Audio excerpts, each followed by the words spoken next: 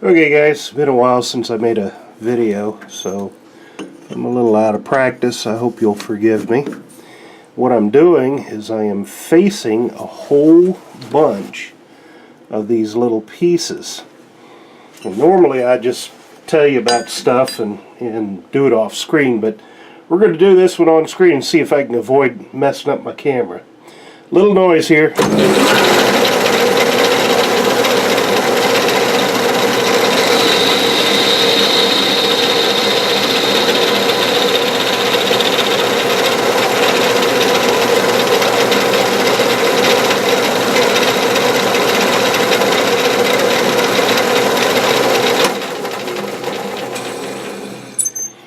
Alright, no big deal. Nothing to write home to Mom about.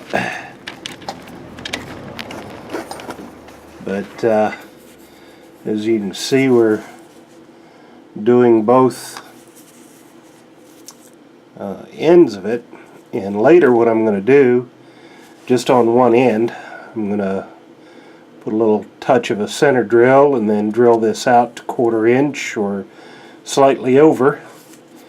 And this will be part of a piano hinge.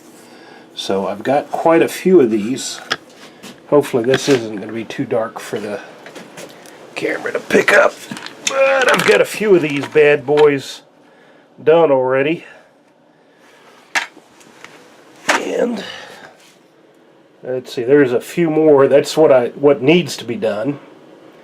So little by little, and I'll show you the next step in the process. Okay, got them all center drilled.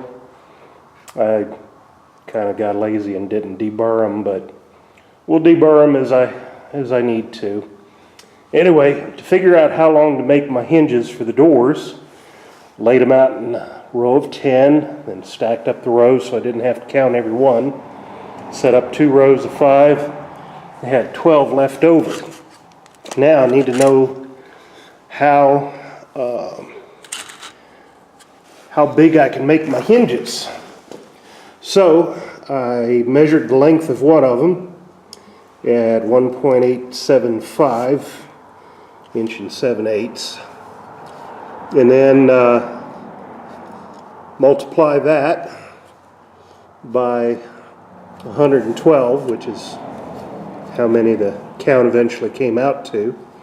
Now I just want to know how long to make each hinge, so I'm just going to simply divide by 2, because I'm making 2 hinges, one for each of the 2 doors. Comes out to be 105 inches, and so I'll make each hinge 106 inches. That'll give me a little bit of space between each one of the hinges, just to make it a little smoother or whatever, a little on each end and all that stuff. So we'll make each hinge 106 inches long, and I'll show you how I'm going to set up the seals for the door.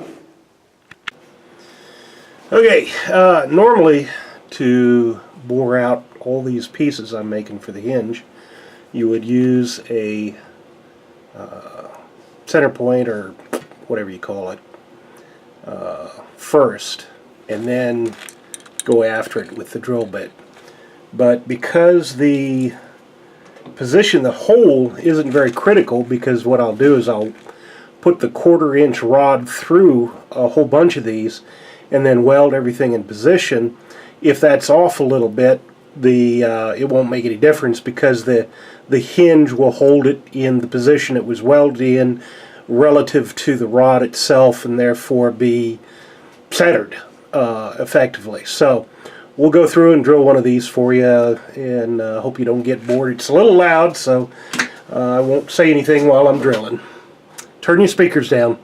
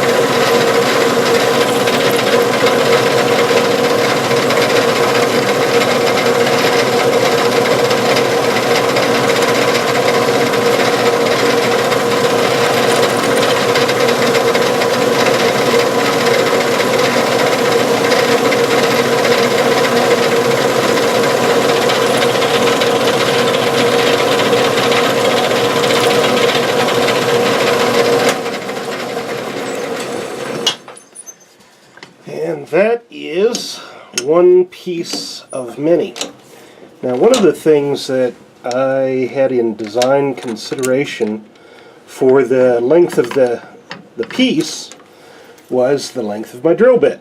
I wanted to make sure that my piece was shorter than the drill bit could drill, so that I wouldn't have to drill it from each end like that. So, as you can see, that's one more piece of many, and I got a few more to go. Anyway, I'll show you what it looks like when I get them all racked up on the 1/4 inch and ready to weld up to each half of the hinge.